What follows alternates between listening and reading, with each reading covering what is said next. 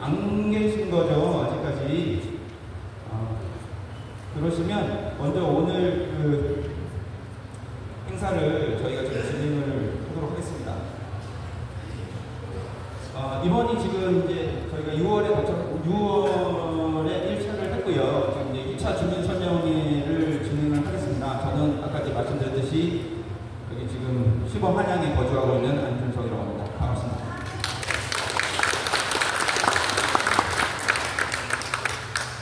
최대한 오늘 말씀을 말많이 해주시는 것도 중요하겠지만 우선은 이제 날씨도 덥고 또 이제 주민들도 많이 모이고 계시기 때문에 웬만하면 좀 짧게 좀 해주셨으면 좋겠고요. 그리고 행사가 좀 매끄럽게 진행될 수 있도록 도움 주셨으면 감사하겠습니다. 먼저 저희가 이제 국민의례가 있는데 사실은 시간 관계상 저희가 국민의례는 생략을 하도록 하겠습니다. 이번 지금 이제 2차 설명회는 저희가 이제 1차 때 저희가 조합 방식, 공공 방식에 대해서 한번 알아보고 그 다음으로 저희가 이제 신탁 방식에 대해서 한번 알아보는 시간, 더불어서 각 방식별 총종 정리를 하는 시간을 갖도록 하겠습니다. 오늘 신탁 방식은 한국토지신탁에서 오늘 준비를 해주셨고요. 그리고 각 방식별 총정리는 한국부동산원에서 근무하셨던 지금 실장님께서 준비를 하고 계십니다. 먼저 인사말을 좀 드려야 되는데요. 양 단지 재준이 위원장님께서는 앞으로 좀 나와주시면 감사하겠습니다. 이종석 위원장님, 이혜린 위원장님 앞으로 자리를 해주시고, 먼저 이혜린 위원장님의 인사 말씀을 좀 듣도록 하겠습니다.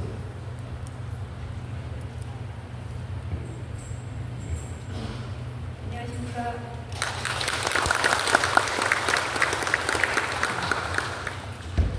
존경하는 시범1구역 소유주 여러분, 그리고 존경하는 국민 여러분, 시범 삼성한신 재준이 이혜린입니다. 노특법에 의한 이 일기 신도시의 분당 통합 재건축은 정말 그 누구도 경험하지 못한 새로운 도전인 것 같습니다. 너무 어렵고 험난한 길이긴 하지만 이 통합 재건축을 잘 좀 이끌어서 저희 소유주 여러분들이 이끄셔야 됩니다. 이 어려운 통합 재건축의 핵심 가치는 저는 상호 신뢰라고 생각합니다.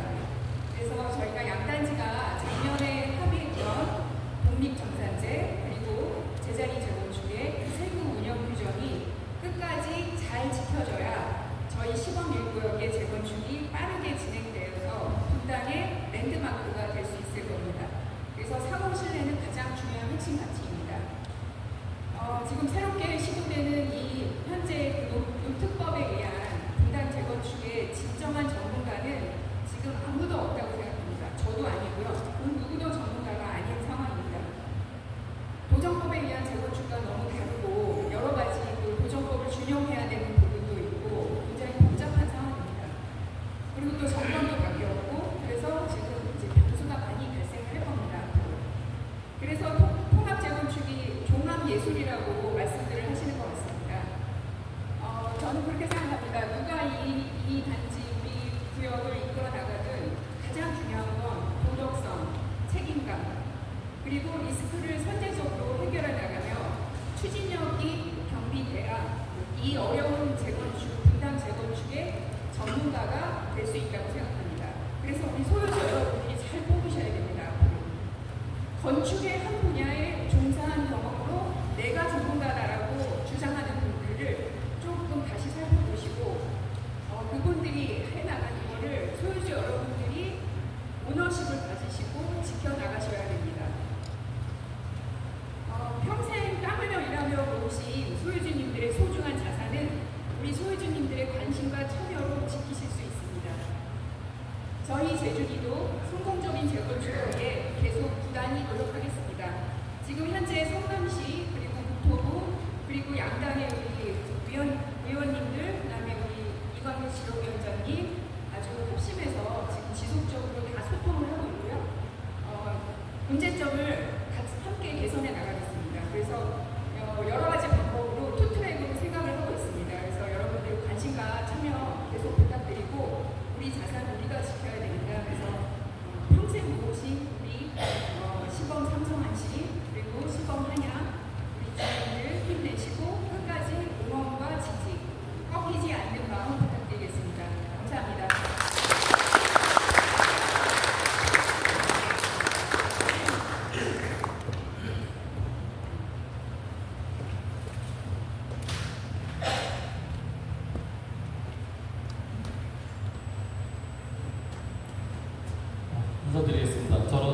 시범 한양 재건축 추진준비위원장을 맡고 있는 이종석입니다. 오늘 토요일인데 이렇게 많은 소유주분들께서 참석을 해주셔서 대단히 감사합니다.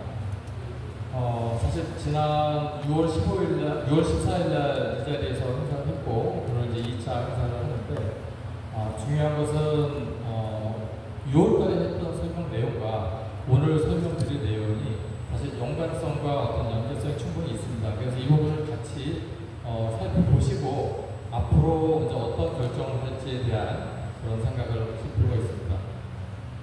재건축은 우리 재준이의 어떤 능력이나 어떤 위원장의 어떤 전문성 이걸로 진행되는 것은 아니라고 생각합니다. 또 전문가분들이 외부에서 많이 도와주지만 그분들은 저희를 따라오는 조력자일 뿐입니다. 여기 주인공은 사실상 주민 또는 소유자분들께서 이끌고 나가는 것이지 어떤 전문가가 나를 따르라 하고 될 수 있는 부분이 아니라고 생각합니다. 그래서 이 부분에 대해서는 오늘 같은 자리가 굉장히 저는 중요하다고 생각하고 있고요. 또 아울러서 그동안 1차, 2차 준비를 우리 삼성, 한신 그리고 이제 한양, 재준이에서 준비했지만 이번 행사 1차와 2차 행사 제안을 또 준비를 한양, 삼성, 한신, 재준이 분들께서 먼저 준비를 해주셨습니다. 그분들의 노고에 저는 감사를 드리고요. 박수 한번 좀 부탁드립니다.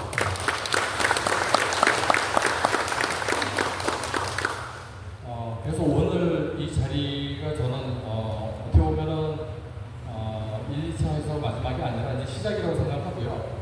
성남시는 이미 이제 방향을 정했고 저희가 이제 그 부분에 대해서 또 준수하고 또 따라갔을 때 우리 이번에 이제 2차로 구역 지정을 받을 수 있는 조건이 돼서 우리가 선정이 된다라면은 아마 분당에서는 최고의 단지로 우리가 발돋움할 수 있다고 생각하고요. 물론 천도지구가 더 잘 갈 수 있을 거라고 저는 생각하고 그쪽도 굉장히 지원을 많이 해드리고 싶습니다. 그렇지만 우리 2차 작년에 못됐던 그런 아쉬움을 저희가 잊지 말고 작년 여름에 얼마나 고생 많이 하셨습니까? 딱 많이 흘리고 진짜 설명도 많이 했지만 일일이 돌아다니시면서 소유주분들 동의 받느라고 너무 힘들었고요. 또 그동안 오늘 참석해 주셨지만 그 양방에 우리 위원님들께도 많이 괴롭혀 드렸는데 오늘 또 이 자리에 또 참석해 주셔서 대단히 감사합니다. 앞으로도 많은 부탁드리고요. 그리고 오늘 즐거운 시간이 되시고 조금 불편한 부분이 있다 하더라도 앞으로 더 많은 기회가 있습니다. 충분히 설명과 또 잘못 전달된 오해가 있다라 해소해 드릴 수 있는 계기가 있으니까 조금 너무 조급해하지 마시고 앞으로 계속 자리를 만들어 가겠습니다.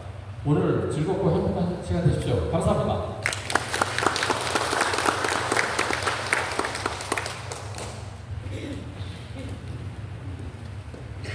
그 두 분 위원장님 말씀 정말 감사하고요. 올해는 저희가 어떻게든 꼭 지정이 돼서 모든 주민들께서 원하시는 그 소망을 꼭 이루는 한 해가 됐으면 좋겠습니다. 이번에는 지금 이제 그 내빈 소개가 있을 건데 저 마지막으로 한 번만 더 국민의힘 관계자 오셨을까요? 혹시 국민의힘 관계자분 오셨을까요? 아니면 의원님 오셨을까요? 오늘 바쁘신 것 같습니다. 자리 못하신 것 같고요. 그러면 이번에 그 민주당 지금 이광재 더불어민주당 위원장님 그리고 김진명 도의원님 그리고 이준배 박경희 시의원님 혹시 저기 이영경 의원님 오셨을까요? 잠깐 앞으로 나와서 인사 좀 해주시고 그리고 아니 위원님 올라오시죠. 아니 다 올라오시죠. 다 올라와서 인사는 하시고요. 인사는 하시고 대표로 한번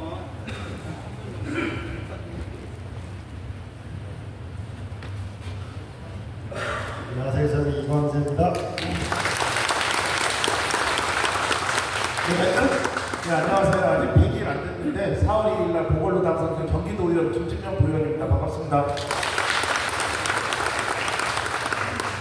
네, 안녕하십니까. 그 유명한 박경희입니다. 사회동시원 박경희입니다. 다시 인사드리겠습니다. 네, 성남시의회에서 더불어민주당 대표를 맡고 있는 이준규입니다. 주민 여러분들의 영원히 또 수건 사업이 잘 될 수 있도록 적극 협력하겠습니다. 감사합니다. 제가 짧게 할 거니까 그냥 서로 제 이광재라고 합니다. 여러분 첫 번째 제일 궁금하신 거는 정권이 바뀌었는데 왜 이 재건축이 빨리 될 것인가라는 게 제일 궁금하실 텐데 이거는 빨리 될 겁니다. 왜 그러냐면 지금 수도권에 주택 공급이 굉장히 부족한 상황입니다. 빨리 이루어지게 될 거라는 것은 틀림없는 사실입니다. 두 번째는 제가 삼성 한신의 130동 주민인데요. 여기가 지정되도록 제가 각별한 노력을 기울이겠다는 말씀을 드립니다. 그리고 또 하나는 결국은 경제성 문제라고 생각합니다. 경제성 문제의 중요한 것은 우리가 광주까지 가는 서현로가 지금 도로를 새로 잘 해야 되고 결국은 지하철역이 잘 연결되느냐라고 하는 건데 이건 정부가 해줘야 될 몫이라고 봅니다. 그 문제는 저희가 열심히 챙기겠다는 말씀을 하나를 드립니다. 두 번째 부분은 경제성과 관련된 비용 부분인데 결국 금리 문제입니다. 근데 이것은 현재 우리가 금리가 높은데 이 주식시장으로 우리가 지금 이제 3,000포인트가 넘어가는데 주식시장으로 더 돈이 들어가야 되고 외국이 더 투자가 늘어나게 되면 외환이 안정됩니다. 외환이 안정되면 금리를 인하할 수 있는 시기가 전 적절한 시기에 오게 될 거라고 봅니다. 그래야만 결국 전체적으로 조달 비용이 떨어지게 되면서 경제성이 올라가게 되는 것은 전체적인 한국 경제와 관련된 거라고 봅니다. 세 번째로는 여러분들의 공공기업 부분을 얼마나 적절하게 줄여나가느냐, 쾌적성을 높이느냐에 따라서 또한 경제성이 중요한 문제라고 봅니다. 그 공공기업 부분에서 합리적으로 될 수 있도록 여러분들이 지구선정 때문에 과도한 출혈이 생기지 않도록 이 공공기업 부분에서 합리적인 공공기업 부분이 일어나느냐가 역시 중요하게 될 거라고 봅니다. 그래서 조금 있으면 이제 국토부 장관하고 주요 책임자가 정해질 텐데 그 정해진 분하고 이제 재건축 성남시의 관계자분들하고 제가 별도의 간담회를 해서 여러분들의 목소리가 잘 반영될 수 있도록 예측 가능하도록 빠른 시일 내에 이루어지도록 노력하겠다는 말씀을 드리고 마지막으로 부탁드리고 싶은 것은 하나 우리가 염두에 뒀으면 좋겠는 것은 우리가 현대우성하고 이 삼성한신하고 우리가 한양하고 전부 한 단지였잖아요. 근데 이제 올 연말부터 우리가 110번지가 공사에 들어가거든요. 이 전체가 하나의 단지로 우리가 생각을 개념을 가지고 계획을 세우고 설계를 해나갈 때 훨씬 더 새로운 시범단지에 아마 또 한 번의 시범단지가 될 수 있도록 우리 함께 마음을 모았으면 좋겠습니다.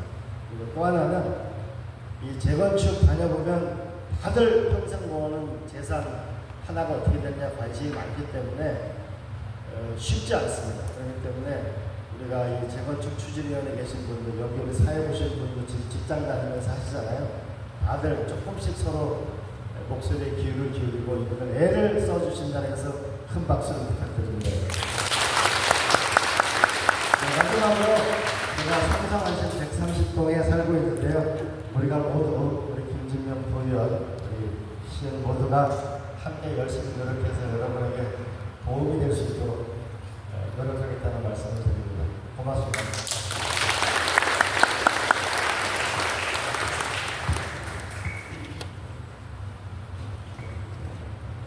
네, 오늘 그 설명을 잘 해주셔가지고 올해는 저희가 기필코 되지 않을까라는 아주 든든한 마음입니다. 이제부터 저희가 이제 메인 순서고요. 첫 번째로는 그 신탁 방식, 지금 한국 토지신탁 내에서 일을 하고 계시고 이제까지 한 20여 년간 이쪽 그 재정비, 주택 재정비 사업을 지금 계속 일을 하고 계시고 해당 분야의 그 전문가신 그 장홍석 팀장님을 소개시켜드리겠습니다. 박수로 부탁드리겠습니다.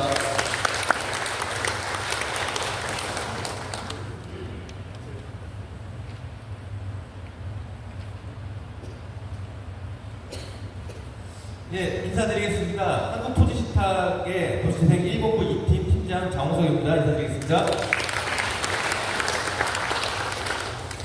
예, 제가 작년 아마 여름이었던 것 같은데 여기서 그 설명회를 KB 식탁과 함께 한번 했었던 것 같습니다. 그 이후에 또 선도지구가 선정이 돼서 저도 사실은 이제 한솔 1, 2, 3단지를 선도지구를 해보려고 열심히 노력했었고 아쉽게도 저희도 떨어지는 바람에 선도지구 되지 못했었는데 그 이후에도 계속 선도지구나 분당 재건축에 관심을 가지고 진행하던 중에 또 이렇게 또 시범 아파트에서 저희한테 또 설명회를 요청하셔가지고 제가 흔쾌히 설명회에 참여를 했습니다. 그래서 오늘은 작년에 한번 식탁 방식에 대해서 설명을 해드렸기 때문에 뭐 작년보다는 조금 간소화해서 빨리빨리 말씀드리고 또 선도지구에 대해서 궁금하신 게 많이 있기 때문에 선도지구 내용도 좀 말씀드리고 앞으로 어떻게 진행이 될 거다라는 저희 회사가 예상하는 방향이라든지 이런 거에 대해서 저희가 한 30분에서 40분 정도 설명드리도록 하겠습니다.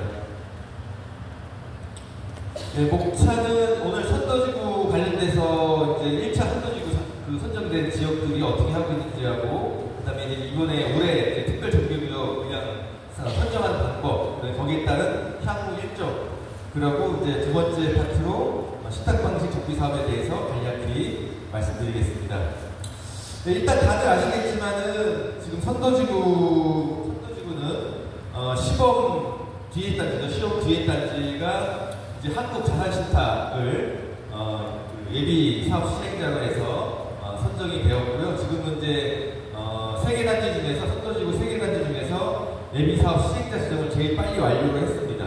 그리고 현재는 이제 도시계획업체와 같이 특별 정비 계획을 수립하는 중이고 여기는 이제 유타 엔지니어링이라고 거기라는 업체에서 특별 정비 계획을 수립하는 중에 있습니다. 그리고 샛별마을은 이제 하나자산신탁을 예비사업 시행자로 해서 선도지구가 선정이 됐고 지금은 이제 예비사업 시행자 지정 관련된 시청을 성남시에 했고 마찬가지로 이제 예비사업 시행자 지정과 함께 지금 특별 정비 계획을 수립하고 있습니다. 그다음에 마지막으로 이제 양지마을 규모 아파트는 그거는 이제 저희 회사에서 선도지구로 선정이 됐고요. 이것도 마찬가지로 6월 10일 날 예비사업 시행자 지정 신청을 완료했고 지금 이제 특별 정비 계획을 수립하고 있는데 이 예비사업 시행자 지정이 이제 차이가 나는 것은 보시면 이제 예비사업자 지정을 할 때 주민 대표단을 구성을 먼저 해야 됩니다. 이제 주민 대표단 구성할 때 이게 이제 시간이 좀 단지별로 차이가 있다 보니까 예비 주민 대표단을 가장 빨리 구성했던 시범단지는 이미 이제 완료가 된 거고요. 샛별하고 양지는 이제 조금 느리게 진행이 돼서 사업 시행자 지정 신청이 예비사업 시행자 지정 신청이 좀 지연됐다라고 보시면 될 것 같습니다. 그래서 결국은 이제 그 선도지구가 앞으로 어떻게 진행이 될 거냐라고 보시면은 이제 일단 주민대표단 구성은 다 끝났죠. 끝났고 예비사업자 지정도 이제 신청이 들어가서 끝났다고 보시면 되고 이제부터는 이제 특별정비계획을 수립하게 됩니다. 그래서 특별정비계획 수립하고 나면은 이제 특별정비구역 할 때도 마찬가지로 주민 공람도 있고 위반 제한 시에 토지 등 소유자 과반 동의가 있는데 특별정비계획 수립은 이제 패스트트랙 방식이라고 해가지고 뒤에 보시면은 설명드릴 건데 사전 자문을 통해서 정비계획 수립을 좀 앞당기는 방식으로 진행을 하게 되고요. 그 다음에 이제 특별 정비계획 심의가 완료되게 되면은 정비계획 고시가 나는 절차로 해서 진행이 됩니다. 그래서 지금 분당 신도시에서 이제 정비 사업을 시행할 때 이제 앞으로 저희가 이제 제한 방식으로 앞으로의 이제 정비 계획에 대한 특별 정비 계획 보시는 현장들 대상지에 대한 현장들은 제한 방식으로 해서 진행이 됩니다. 그 제한 방식이라는 건 뭐냐면은 저희가 특별 정비 계획을 수립해가지고 이제 성남시의 구역지역 위반하게 됩니다. 그 위반하는 순서대로 해서 위반하는 순서, 그 다음에 고시가 나는 순서대로 해가지고 1년에 올해는 12,000세대, 내년부터는 10,000세대까지 이제 진행을 시켜주고 그 뒤에 들어올 순서들은 조금 보류했다가 그 다음에 시켜주고 이런 식으로 접수된 순서대로 진행을 시켜주기 때문에 결과적으로는 신속하게 특별정비계획을 수립을 해야 되는 과정이 있고요. 그런 과정에서 어디가 먼저 특별정비 정비 계획을 수립을 하느냐에 따라서 앞으로의 순서가 정해지기 때문에 이 특별 정비 구역을 신속하게 수립을 해야 되는데, 그러면 이게 특별 정비 구역을 주민 여러분 자체적으로 수립하는 것보다는 이렇게 예비 사업 시행자나 아니면 총괄 사업 관리자를 선정할 수가 있어요. 노후계획도시 특별법에 따르면은 예비 사업 시행자는 이제 식탁사나 LH, 아니면 총괄 사업 관리자는 지방공사나 GH 또는 이제 엔지니어링 사업자 중에 할 수가 있는데, 총괄 사업 관리자나 예비 사업 시행자를 지정해야지만 같이 협업을 통해서 정비 계획을 빨리 수립할 수 있다는 점이 있어서, 이제 뒤에서 설명드릴 식탁 방식이냐 조합 방식이냐 LH 방식이냐 할 때 이런 부분들을 참고하셔가지고 여러분들이 방식을 결정하는 게 좀 도움이 되실 것 같습니다. 그래서 아까 말씀드렸던, 그러면 이제 저희가 진행해야 될 게 그 특별 정비 계획을 빨리 수립을 해가지고 빨리 입안을 받아야지만 여러분들이 이제 다음 내년부터라도 정비 사업을 빨리 진행할 수가 있는데, 그 특별 정비 구역을 어떻게 수립하냐고 하면은 협력형 정비 사업 진행 절차라고 해서 서울시로 치면은 이제 패스트트랙 방식입니다. 패스트트랙 방식은 뭐냐면은 저희가 정비 계획을 수립하다 보면은 나중에 힘들게 누가부서 협의해서 심의에 올라갔는데, 심의에 올라가서 심의가 부결되거나 보류되는 일들이 생깁니다. 그래서 이 정비사업, 협력형 정비사업 절차는 사전에 이제 자문회의를 만들어요. 사전에 이제 자문단을 만들어가지고, 자문단이 뭐냐면은 심의위원들을 자문위원으로 모셔가지고 자문단을 만들어서 그 자문을 통해서 정비계획을 수립하기 때문에 심의위원들이 특별 정비계획을 수립할 때부터 관여가 되겠죠. 그러면은 그 심의위원들이 만든 정비계획이기 때문에 나중에 심의에서 떨어진 확률이 많이 심의가 부결될 확률이 많이 떨어지기 때문에 정비계획이 빨리 수립될 수가 있겠죠. 그래서 아까 말씀드린 대로 제일 먼저 할 것은 이제 예비사업 시행자 지정이나 주민대표단 구성을 먼저 하고, 그 다음에 이제 그 관에서는, 시에서는 자문위원회를 구성해가지고 사전 준비를 하게 되고, 그 다음에 이제 특별 정비 계획을 만들어서 자문회의를 통해서 이제 의견 수렴해가지고 이렇게 자문계획을 만들고, 이제 입안 제안을 하게 되면은 이거는 주민 과반수 동의, 특별 정비 계획이 만들어지면은 여기에는 몇 세대를 만들고 용적률이 얼마고 층수가 얼마고 이런 재건축에 대한 기본 방향이 나와 있습니다. 그 재건축에 대한 기본 방향에 대해서 주민 과반수가 동의를 받게 되면은 심의를 받게 되고, 그다음 이 제안을 하는 이 순간에 협약서라고 해가지고 저희 시범단지 한양하고 삼성, 한신이 같이 어떻게 이 통합 재건축을 할 거냐라고 하는 그런 협의서가 있습니다. 그 협의서를 이때 제출하게 되면은 이제 제안과 동시에 심의를 받고 정비 계획이 이제 고시가 되는 이런 순서로 해서 진행되는 게 협력형 정비 사업 진행 절차입니다. 그러면 이제 특별 정비 구역 그 방식은 이미 저희가 이제 일반 제한 방식으로 결정이 됐기 때문에 간략히 설명드리면은, 원래 이제 시청에서는 공모 방식으로 하려고 했다고 합니다. 왜냐면은 이제 이 일반 제한 방식으로 하게 되면은 결과적으로 아까 제가 설명드린 것처럼 분당이 한 80개 단지에서 정비계획, 특별정비계획 입안을 막 해요. 막 하면은 그걸 사전 검토하고 유관부서에서 검토하고 그런 행정 절차를 진행한 다음에 결과적으로 선정 방법은 지방의회에서 심의 의결된 순서, 그러니까 심의가 통과된 순서대로 해가지고 12,000세대만 딱 잘라서 이거는 2025년, 그 다음에 이 뒤에는 이제 2026년 이렇게 한 거거든요. 그럼 80개 단지가 한꺼번에 들어오게 되면은 아무래도 성남시 입장에서는 행정력이 좀 많이 필요하겠죠. 80개 정비계획 기반 들어온 거를 다 검토를 해야 되니까. 그러다 보니까 아무래도 성남시나 그런 지자체에서는 공고 방식을 좀 선호했던 것 같고, 근데 주민 입장에서는 공고 방식으로 하게 되면 작년과 똑같이 선정된 데들은 좋지만은 선정되지 않은 지역들은 괜히 1년 동안 홍보생하고 행정력 낭비하고 뭐 여러 가지 자원이나 돈이나 자금이나 이런 것들을 다 낭비하는 게 되고 아무것도 없게 되는 승자독식의 구조가 되다 보니까, 저도 사실은 이 공고 방식보다는 제한 방식이 낫다. 제한하게 되면은 입안 제한할 때 저희가 만들었던 특별정비 계획은 올해 안 되더라도 내년에 또 써먹을 수가 있고, 내년에 안 되면 또 내년 그 다음에 써먹을 수 있기 때문에 이 입안 제한에 필요했던 어떤 여러 가지 저희의 그 노력들은 앞으로도 보유할 수 있는 건데 공모방식으로 하게 되면은 작년에 저희가 벌었던 독이서 올해 써먹지 못하는 것처럼 이게 어떻게 보면은 승자 도식이고 나머지 단지들은 다 꽝이 되기 때문에 이게 저희는 아무래도 이반 제한 방식이 좀 주민 입장에서 좋지 않을까 이렇게 생각이 되었고요. 그래서 저희가 올해 이제 성남시에서 이반 제한 방식을 했기 때문에 결과적으로 이제 이반 제한 방식이면은 어떻게 진행을 해야 되냐. 결과적으로 아까도 말씀드렸지만은 제일 중요한 거는 신속하게 진행을 해야 되거든요. 이반 제한 방식이면은 저희가 빨리 이반 제한을 해야 되잖아요. 정비 사업에 대해서, 저희 특별정비계획에 대해서. 그래서 제가 볼 때는 세 가지가 중요한 것 같아요. 첫 번째는 신속한 특별정비계획을 수립을 해야 돼요.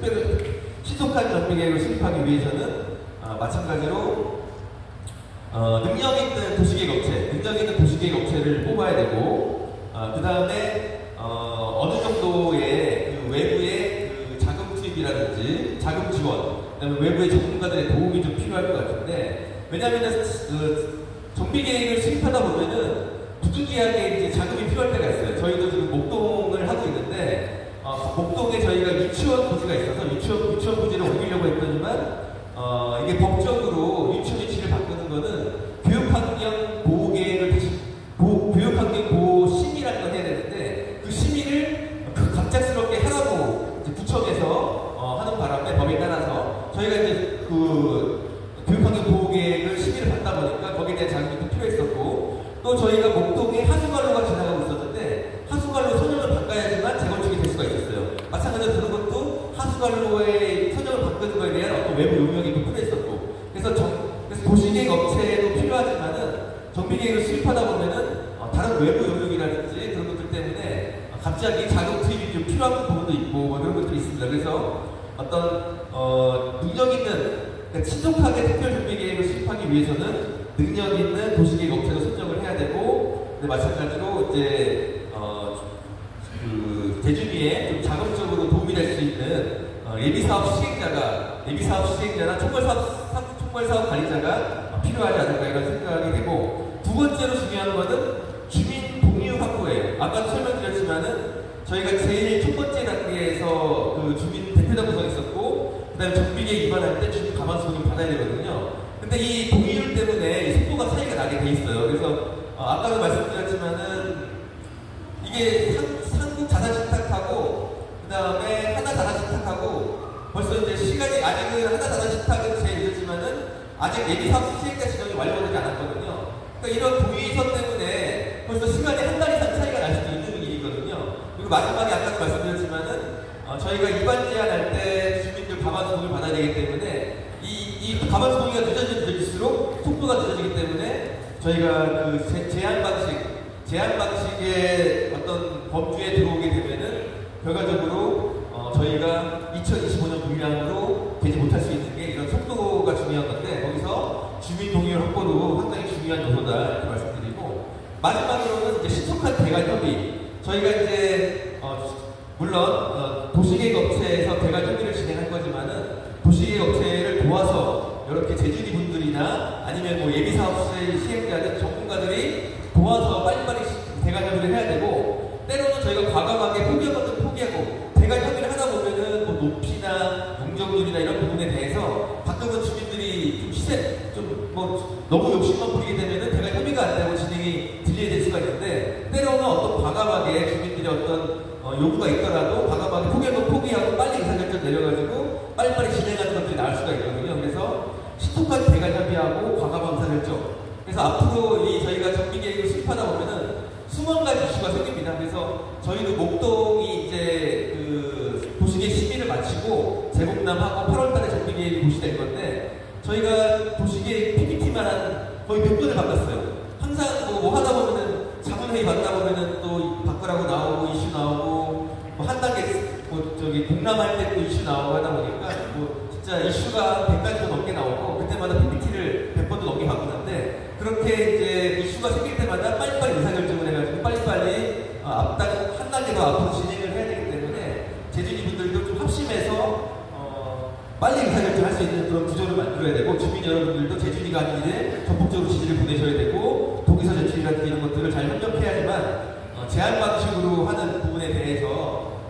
이제 제한 방식으로 진행하는 부분에 대해서는 좀 유리하지 않을까 이렇게 생각이 되어집니다.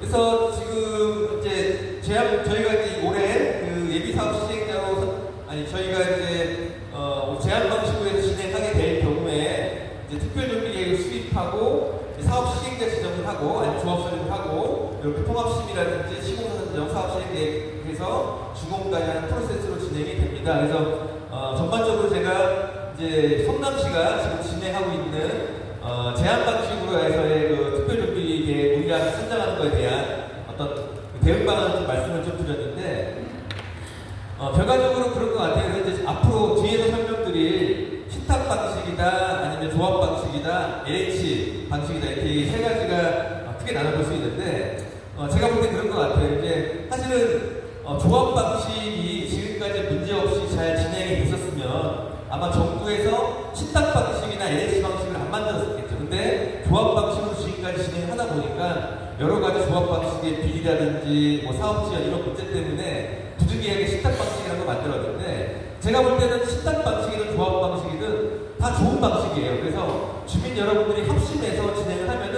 조합 방식으로도 성공할 수 있고 신탁 방식으로 설명할 수 있고 LH 방식으로 성공할 수가 있어요. 이게 그래서 이 방식이 뭐가 옳고 그러냐보다는 어떠한 방식에 대해서 결정하게 되면 거기에 불복하지 않고 같이 주민들이 합심해서 나가는 게 중요할 것 같고요. 근데 한 가지 이제 분당신도시는 특별한 것이 아까도 말씀드렸지만은 분당신도시는 노후계획 특별법에 따라서 노후도시특별법에 따라서 진행을 하다 보니까 노후도시특별법에서는 예비사업 시행자 지정이라는 제도를 만들고 해서 어떤 사업 초기에 뭐 신탁사나 LH나 이렇게 전문가들의 도움을 받는 걸 권장을 하고 있거든요. 그리고 특별법에서는 그 뒤에도 보시면 아시겠지만은 그 원래 조합 설립은 70% 동의인데 신탁사들은 50% 동의만 받으면 사업 시행자가 될 수가 있어요. 그래서 동의율도 오히려 신탁 방식에 유리하게 노후도시특별법에서 만들어놨고 그리고 아까 말씀드렸지만은 사업 초기에 저희가 제한 방식으로 해서 신속하게 진행하려면은 자금에 대한 도움도 필요하고 전문가들이 빨리 의사결정하는 것도 도와드려야 되고 여러 가지 이제 주민들을 도와서 진행을 해야지만 저희가 좀 특별정비구역을 빨리 수립을 해서 제한 방식에서 먼저 정비계획이 돼서 하루라도 빨리 정비 사업을 시행을 할 수가 있거든요. 그러다 보니까 성남시의 경우에는 그래도 조합 방식보다는 신탁 방식이나 LH 방식이 좀 더 유리하지 않을까라는 말씀을 좀 드리는 거고요. 네, 다음으로 이제 신탁 방식에 대해서 설명을 드릴 텐데 이거는 작년에 했던 부분이기 때문에 제가 짧게 설명을 드릴게요. 그래서 이제 아까도 말씀드렸지만 결과적으로는 정부에서 2016년에 신탁 방식이라는 거를 만들었던 거는 기존의 조합 방식으로 하던 사업이 여러 가지로 좀 문제가 있었던 거예요. 그러니까 사실은 해저시티 같은 단지는 만세대, 둔천주고 12,000세대 이렇게 큰 사업이면은 사업비만 해도 몇 조가 되는 사업인데 이렇게 큰 사업이면은 거의 중소기업이 아니라 거의 대기업에 준할 정도로 큰 사업인데 이런 큰 사업을 조합장이라는 어떻게 보면 여러분들과 같은 그냥 단지에 오래 사시는 은퇴하시고 보통 조합장님들은 은퇴하시고 별도로 일이 없는 분들이 많이 지금까지 했었는데 그런 비전문가분들이 단지에서 오래 살았고 주민들하고 친하다는 이유로 보통은 많이 진행했었어요. 근데 사실은 이렇게 몇 조 단위가 된 사업을 그냥 비전문가가 한다는 게 사실은 이게 쉽지 않은 일이잖아요. 그리고 더군다나 이렇게 큰 사업을 하다 보니까 여러 가지 이권이나 이런 부분에 대한 어떤 유혹도 많이 있을 거고요.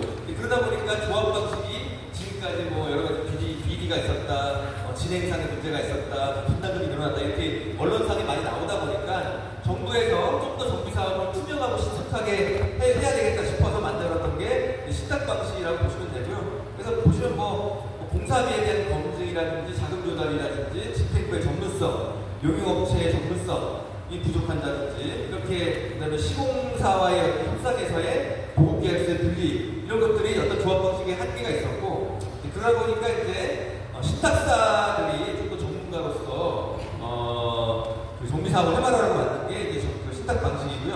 근데 사실은 이제 신탁사들도 2016년에 이제 법이 만들어졌기 때문에 그 전까지는 이제 신탁사들이 이제 개발 사업을 많이 했었어요. 개발 사업이라는 거는 이제 지주가 땅을 사서, 시행사가 땅을 사서 하던가 아니면 지주가 자기 땅을 개발할 때 이제 신탁을 했던 거고, 정비 사업은 2016년부터 이제 시작을 했는데, 그렇기 때문에 이제 신탁사에서 저희 회사 같은 경우도 정비, 일단 기본적인 개발 사업에 대한 금융이라든지 부동산 금융이라든지 이런 부분들은 잘 알고 있지만, 정비 사업에 대한 부분은 어떻게 보면 신탁사들도 잘 모를 수 있기 때문에 저도 사실은 이제 삼성물산, SK건설, 두산건설에서 한 20년 정도 정비 사업을 했었는데, 외부에서 이렇게 건설회사나 무슨 정비 사업에 관련된 업무를 했던 분들을 경력직을 많이 채용을 했거든요. 그래서 저희 신탁사들도 전문성을 더 보완하기 위해서 외부에서 전문적인 인력들을 많이 채용을 했다. 그래서 전문성을 더 보완을 했고, 일단 기본적으로 신탁사들은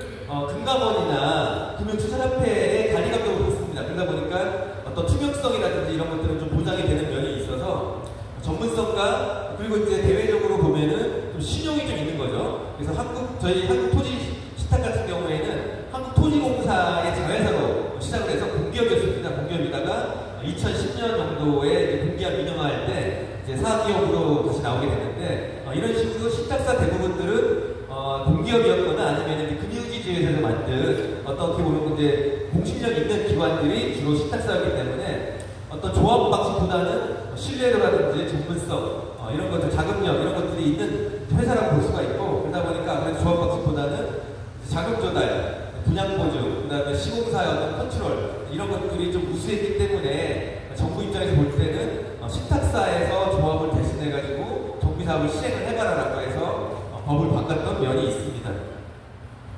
그래서 이제 저희는 이제 금융기관이기 때문에 아까도 말씀드렸지만 금융감독원 감독을 받고, 그다음 신탁법이라고 해서 신탁법에 저희가 관리 감독을 받습니다. 그래서 신탁법에 보면은 이제 신탁자의 선관주의 의무, 선량한 관리자의 의무라고 해가지고 저희가 저희 업무에 대해서 계약서에 나와 있지 않더라도 저희가 선량한 관리자로서 주의 의무를 다해야 되고, 저희가 업무하다가 그 직원이 실수를 해가지고 위탁자에게 손해를 발생시킨 경우에는 저희 회사가 거기에 대한 책임을 져야 되는 그런 의무가 있고요. 충실의 의무 마찬가지로 저희 수탁자는 위탁자를 위해서 이제 성실히 일을 해야 되고, 수탁자의 원상 회복 의무라고 해서 저희가 이제 수탁 재산에 손해가 끼친 경우에는 저희가 수탁 재산을 원상 회복을 해야 되는 그런 의무가 있는 그런 조항들도 있습니다.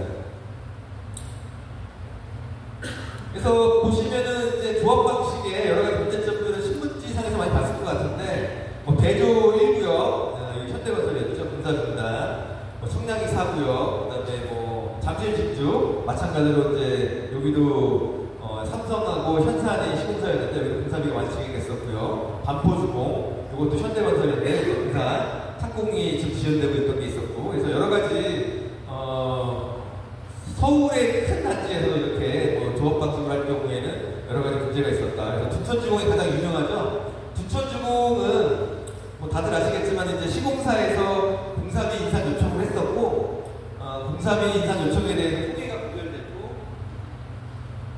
총회가 부결된 다음에 조합장 선거가 있었는데, 이제 조합장으로 나오신 분이 자기가 조합장이 되면은 추가 분담금을 한 푼도 안 내게 해주겠다 이렇게 당선이 됐는데, 사실 말만 됐었고 구체적인 플랜도 없었죠. 그러다 보니까 결과적으로 협상이 결렬됐고, 시공사에서 공사비 징계뿐만 아니라 일반 분양이 안 됐기 때문에 공사비를 받을 수 없어가지고 공사비를 못 받는다는 거에 대한 명분으로 해가지고 공사 중단을 해서 결과적으로는 사업비가 늘어났고, 결국 나중에 시공사한테 공사 중단에 대한 보상까지 포함해서 상당수의 그 공사비를 올려주고 다시 공사 재개해서 지금 입주를 했는데, 결과적으로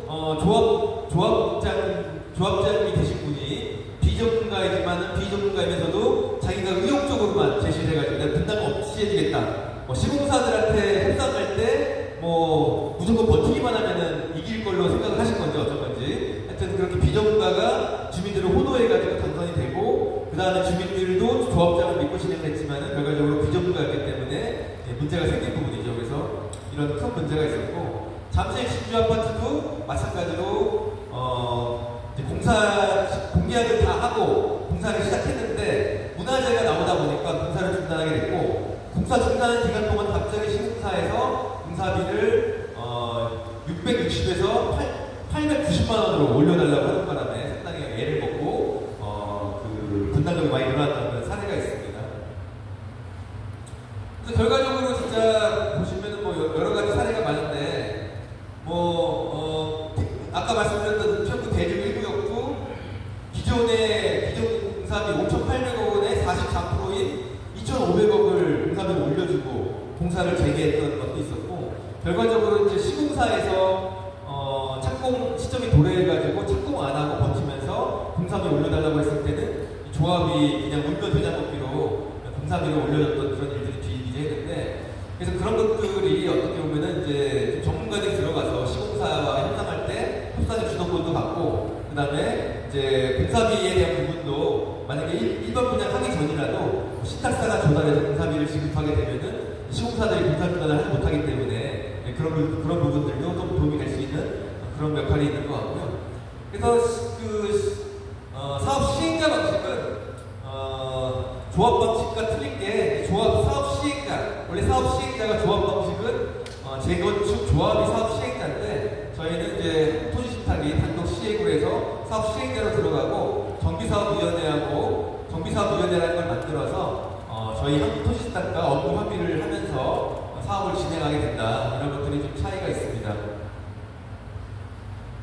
그리고 전에 이제 뒤에서 말씀드릴 건데, 전에 한영기 전 조합장님이 오셔가지고 설명회를 하면서 그 PPT를 제가 잠깐 이렇게 보니까 조합 방식은 70%인데 신탁 방식은 75%다 이렇게 돼 있더라고요. 근데 그게 아니고 조합 방식이나 신탁 방식이나 똑같이 70%입니다, 법적으로. 근데 저 분당은 노후계획도시 특별법에 따라서 50% 동의만 받아도 사업 시행자가 될 수 있거든요. 그래서 그 부분은 좀 잘못 설명드리는 게 있었던 것 같고요. 저희는 그래서 그 사업이 좀 빨리 진행될 수 있는 게, 조합 방식은 총회를 열 때, 의사결정을 할 때 이사회, 대의원회, 총회 이렇게 3단계로 진행이 되는데, 저희는 정비사업위원회랑 시행자랑 의견 조율을 한 다음에 업무 협의를 한 다음에 바로 저희가 전체회의로 가기 때문에 이사회, 대의원회가 없는데, 사실은 이사회, 대의원회가 조합 방식에서 이사회, 대의원회를 숱하게 하게 되고, 이사회, 대의원회를 하면 회의비를 지급하고 뭐 이렇게 하는데, 사실은 거의 유명무실해요.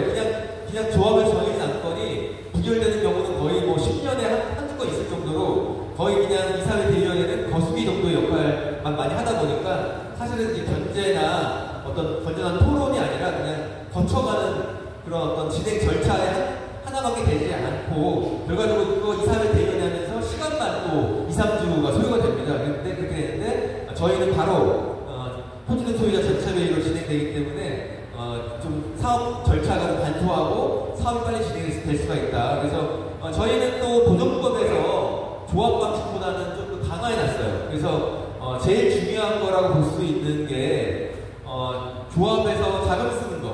그러니까 용역업체와 계약 체결하고 자금 집행하는 건데, 조합 방식은 1년에 조합의 정비사업비 예산을 잡아놓으면은 그 정비사업비 예산 안에서는 대의원의 결의를 통해서 계약도 할 수 있고 집행도 할 수 있는데, 신탁 방식은 전체 회의에서 그 토지 등 소유자의 부담이 될 계약들은 저희가 업체는 저희가 선정을 하더라도 계약 체결은 전체 회의 결정을 받아야 돼요. 그래서 저희는 모든 협력업체와의 계약 체결을 저희가 마음대로 하는 게 아니라 전체 회의를 통해서 여러분들한테 결의를 받고 나서 진행을 하기 때문에, 오히려 그 조합 방식보다는 자금 집행에 대한 부분들은 더 엄격하게 관리가 된다고 보시면 되고, 그 외에도 사업에 대한 중요한 의사결정, 사업 시행계획이라든지 관리처분계획 이런 것들은, 그다음에 시공사 선정 이런 것들은 다 주민 전체 회의의 결정을 받고 진행하기 때문에 어떤 주민들의 의사결정 권한은 충분히 있다라고 보시면 될 것 같고요. 조합 방식은 이제 사실은 조합의 감사가 있고, 그다음에 조합이 또 도정법상으로 볼 때 이제 사업시에 인가를 받으면은 외부 회계법인의 감사를 받는 게 있습니다. 그래서 그런 것들은 있지만은, 저희는 금융감독원이나 국토교통부 이런 거에 따라서 수시로 관리 감독을 받고, 업무에 대해서 저희가 일을 잘 하고 있는지를 관리 감독을 받고 있는데, 작년에 또 국토교통부에서 신탁사들이 업무를 조합하고 투명하고 그다음에 신속하게 작년에 국토부에서 표준 시행 규정도 만들고 표준 신탁 계약서도 만들어서 조합하고 계약 체결할 때 공정하게 할 수 있도록 이런 제도도 만들었고요. 그다음에 이렇게 어떤 여러 가지 신탁 방식에 대한 제도 개선도 국토부에서 시행을 하고 있습니다. 그래서 저희는 이제 아까 말씀드린 대로 국토부나 금융감독원으로부터 항상 그 관리 감독을 받기 때문에 좀 더 주민 여러분들이 믿고 맡길 수 있는 그렇게 하고 또 신탁법에 따라서 성간주의 의무를 따라서 업무를 하게 되기 때문에 믿고 맡겨도 충분하다라고 말씀드릴 수 있을 것 같고요. 그래서 저희가 지금까지 수도권에서만 보면은 22개 사업장이 2만 세대에 대해서 신탁 방식으로 하고 있습니다. 그래서 이렇게 많이 하고 있다. 그래서 저는 한영기 전 조합장님처럼 어떤 방식이 옳고 그렇다라고 말씀드리진 않지만 이렇게 많은 사업장에서 신탁 방식을 한다는 것은 그만큼 신탁 방식에 대한 어떤 장점이 당연히 있겠죠. 장점이 없는데 이렇게 사업을 많이 있을 수가 없을 것 같고요. 그리고 이미 저희는 처음에 정비계 수립 단계부터 수주를 해가지고 지금 보시면 이제 준공한 것들도 있고 그 다음에 이주 철거에서 착공한 것들도 있고 해서 처음부터 지금까지 저희가 2016년부터 사업을 해왔는데 거의 지금 이제 한 9년 정도 됐어요. 그래서 저희가 9년 정도 정비 사업을 하면서 이렇게 인허가를 진행하면서 어떤 정비 사업에 노하우를 많이 쌓아왔다 지금까지. 그래서 한영기 전 조합장님은 신탁사는 전문가가 아니다 이렇게 또 말씀하신 게 있던데 그렇지 않다. 저희가 이렇게 9년 10년 동안 정비 사업을 했는데 왜 정비 사업을 10년 동안 하고도 정비 사업을 모르면 그게 바보지 사람이겠습니까? 그래서 저희가 이렇게 10년 동안 일을 하면서 충분히 많은 노하우를 쌓였고 저희도 전문가들이 많이 있다라고 좀 알아두셨으면 좋을 것 같고요. 그래서 저희가 이제 이런 여러 가지 정비 사업의 공사비 진행의 문제점, 그 다음에 저희는 그래서 이런 거에 대해서는 도급계약서에 공사비 인상에 대한 명확한 기준을 넣습니다. 그래서 공사비를 시공사 마음대로 올릴 수 있는 게 아니라 공사 도급계약서에 의거해서 합당한 조건이 됐을 때만 공사비를 올려주고 공사비 올려주는 것도 물량, 수량, 내역을 다 검토해서 공사비를 인상할 수 있도록 그렇게 저희가 도급계약서 정신을 하고 있습니다. 그래서 보시면 저희가 시점은 다른데 신탁 방식하고 조합 방식하고 공사비 차이가 많이 나요. 그래서 지금 부산의 범위 3구역도 지금 공사를 하고 있는데 조합 방식하고 거의 248만 차이가 났었고 국가자 6구역은 아직 공사를 하고 있지 않은데 그 선정 시점 당시에 주변이랑 비교해보면은 한 90만 원 정도 차이가 있었고 대전 용문재건축은 준공에서 입주했는데 거기도 최초 조합 방식으로 했을 때보다 신탁 방식으로 했을 때 한 50만 원 정도 절감이 됐었고요. 그래서 신탁 방식이 조합 방식보다는 공사비가 좀 저렴한 편이었다. 그리고 마찬가지로 저희가 좀 전문가로서 여러 가지 그 조합에 도움을 많이 드리고 있는데 실제로 저희가 정비 사업을 하다 보면은 수만 가지 협력업체를 선정을 해야 됩니다. 그런 과정에서 저희가 불필요한 업무는 제외하고 꼭 필요한 업무들만 하고 중복되는 업무가 없도록 협력업체를 발주하기 때문에 다른 구역들이랑 비교해보면은 보통 저희가 용역비용이 한 10% 정도는 조합 방식보다는 한 10% 정도는 용역비가 절감되게 협력업체를 선정하는 추세이고요. 그래서 결과적으로 저희가 성공 사례라고 말씀드릴 수 있는 게 여러 가지가 있는데 대전 용운주공은 준공하고 입주까지 다 끝났는데 여기는 조합 방식으로 할 때보다도 최종적으로 603억 원이 남아서 조합원이 일당 약 6천만 원씩 나중에 헌금을 드리게 됐는데 저희가 공사비도 약 500억을 줄이고 저희 신탁 보수가 160억을 받아갔지만은 공사비도 줄이고 사업비도 줄여서 공사비도 줄이고 그 다음에 이제 분양수익을 늘렸죠. 분양수익은 오히려 더 늘려가지고 결과적으로는 이제 최종 603억이 더 당초 관리처분 계획보다 남아서 조합원들한테 환급을 해드렸다. 비례율이 104%에서 120%까지 올라갔었다. 이렇게 여러 성공 사례도 있기 때문에 어떤 방식이 좋다라고 하는 거는 사실은 좀 무의미하고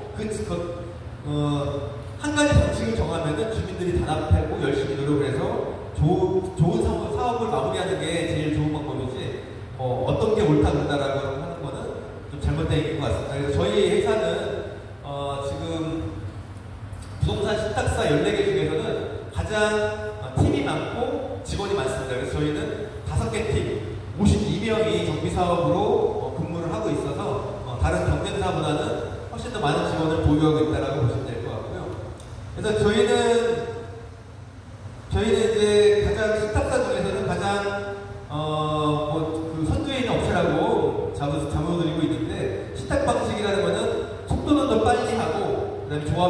높이고 비용을 줄여고 위험을 덜어서 정비 사업이 신속하고 빨리 진행될 수 있는 어떤 그 사업의 파트너라고 자부하고 있습니다. 요거는 이제 전에 그 한영기 전 조합장님이 설명하셨던 것 중에서 좀 다른, 그러니까 사실과 다른 내용들이 좀 있다 보니까 저희가 좀 팩트 체크를 좀 해봤는데, 근데 첫 번째로는 신탁 방식으로 입주한 사업장이 없다, 그래서 전문가가 아니다 이런 얘기를 해주셨는데, 이게 이제 하우징 헤럴드 기사예요. 그래서 보시면은 전체적으로 신탁사들이 여러 개가 있는데 34개 사업장이 신탁 방식으로 준공을 했다. 그래서 저희가 입주한 사업장이 없다라는 거는 조금 잘못된 얘기고, 저희도 충분히 10년 동안 정비 사업을 했기 때문에, 그리고 경력진들이 많이 있기 때문에 전문가들이 많이 있다고 보시면 되고, 그 다음 신탁 수수료가 2천억, 3천억에 달할 것이다, 뭐 이런 얘기를 또 하셨는데, 저희가 사실은 저희가 기존에 이제 저희가 그 서울에서 어느 정도 일정 수준이 되는 사업장을 할 때는 보통 1에서 4% 정도 했었어요. 했는데 규모에 따라서 큰 사업체 같은 경우는 1%, 그리고 작은 사업장 같은 경우는 4% 매출액에 이렇게 했었는데, 이제 저희가 목동을 진행을 하다 보니까 상당히 좀 무량 사업지이고 또 대규모 사업지다 보니까 저희가 그때부터는 조금 이제 시탁보수를 좀 낮췄어요. 그러니까 저희가 시탁보수를 받는 거는 저희 직원들이 들어가서 여러 가지 업무를 대행해 주는 것도 있지만은, 저희가 자금을 빌려주는 것도 있고, 조합의 어떤 분양 리스크라든지 이런 것들을 저희가 테이킹하는 것도 있거든요. 그래서 저희가 어떤 리스크에 대한 보상도 있고, 자금 대여에 대한 자금 소재에 대한 부분도 있고 한데, 그 우량 대형 사업지는 저희가 리스크가 없기 때문에 수수료가 좀 떨어질 수가 있어요. 만약에 진짜로 지방 사업을 하게 되면은 일반 분양이 안 돼버리면은 저희 자금이 대량으로 들어가야 되고, 그 다음에 나중에 일반 분양이 끝까지 잘 안 되면은 저희가 저희 돈 빌려드린 거를 못 받을 수 있는 그런 리스크가 있는데, 대형 물량 사업지는 그런 리스크가 없기 때문에 보수율이 상당히 떨어질 수 있었고, 그래서 저희도 목동 10단지를 하고 있는데, 거기는 저희가 0.8%로 MOU 쓸 때 제시를 했었고, 지금은 이제 저희가 사업 시행자 지정을 할 예정인데, 여기서 좀 더 떨어뜨려서 0.6까지도 저희가 해드리려고 노력을 하고 있습니다. 그러면은 신탁 수수료가 거의 저희가 한 400억 정도 수준에서 결정이 되거든요. 그래서 대형 사업지 같은 경우는 보통 1% 미만이라고 보시면 되고, 10억 같은 경우도 거의 0.5%대면 아마 신탁사들이 들어오지 않을까라고 생각이 되기 때문에 수수료 부분은 크게 걱정 안 해도 된다. 그리고 그때 시행업체라고 얘기해 주셨는데, 시행업체하고 저희 회사하고의 차이점은, 시행업체는 말 그대로 설계 인력처럼 그냥 그 기술 자문을 해주는 거예요. 기술력을 그 조합에 제공을 해가지고 조합의 공사비라든지 기술 검토, 설계가 잘 되는지 이런 거 검토하는 건데, 저희는 이제 조합을 대신해서 저희가 시행을 하는 거기 때문에 조합 사업의 전반에 대한 모든 책임을 저희가 지는 거거든요. 그래서 저희는 단순히 기술 검토만 하고 작업만 해야 되는 게 아니라, 조합의 분양을 해서 분양이 안 되면 또 우리가 책임지고 공사비를 조달을 해야 되는 것이고, 조합의 사무에 대해서도 자기가 다 책임을 져야 되는 것이고, 그래서 단순히 CM하고 저희 회사하고는 역할 자체가 틀리고, 저희는 저희 자금을 또 투입을 해야 되는 부분이 있고 하다 보니까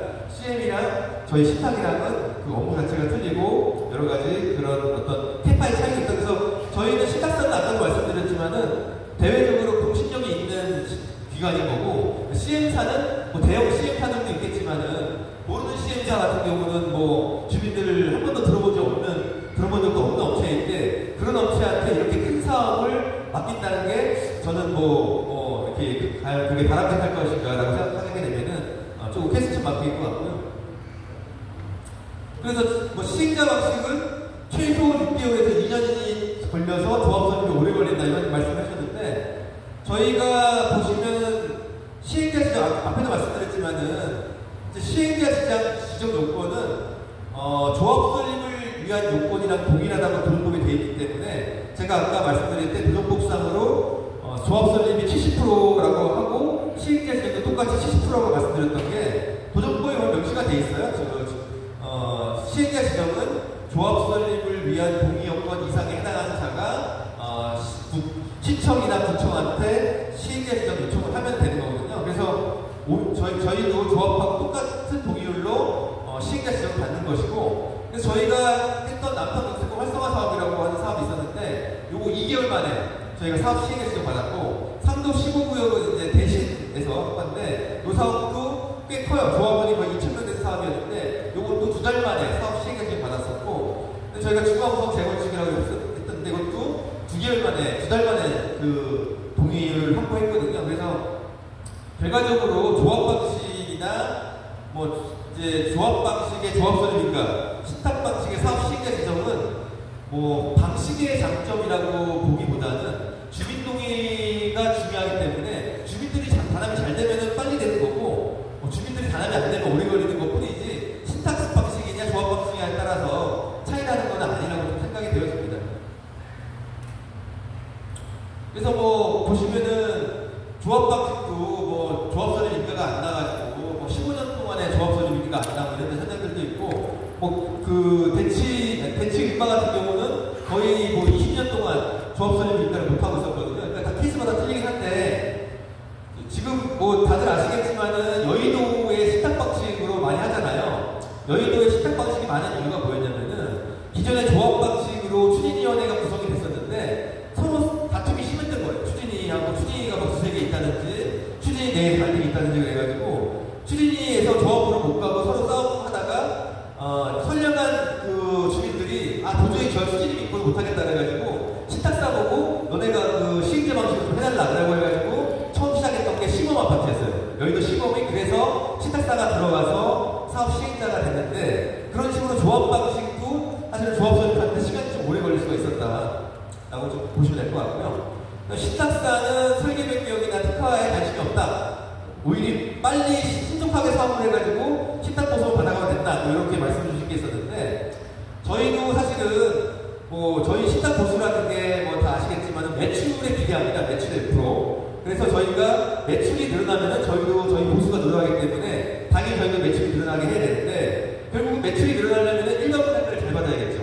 일반 분양가를 잘 받으려면은 특화를 하거나 그 설계를 변경해가지고 설계를 좋게 만들거나 노력을 해야 되는데 보시면 저희가 옛날에 했었던 19구역도 처음에 조합에서 설계했던 거는 3데이였어요. 3데이였는데 이걸 저희가 선정이 되고 다시 설계 검토를 해가지고 3데이를 4데이로 바꿔서 상품성을 많이 개선을 했던 사례가 있고